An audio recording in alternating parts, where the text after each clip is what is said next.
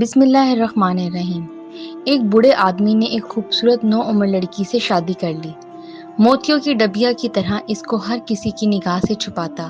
شادی کی رسم نبھانے کی خواہش رکھنے کے باوجود اس کے وجود میں جوانی کی تمام تر خصوصیات مدھم پڑ چکی تھیں۔ بڑھاپا ہر طرح سے غالب آ چکا تھا۔ وہ بوڑھا آدمی دوستوں سے شکوہ کیا کرتا کہ میرے گھر بار پر اس بے حیا لڑکی نے جھاڑو پھیر دی ہے۔ روز کے جھگڑوں کی وجہ سے نوبت یہاں تک آ گئی کہ جھگڑا بڑھتے بڑھتے قاضی کی عدالت میں جا پہنچا۔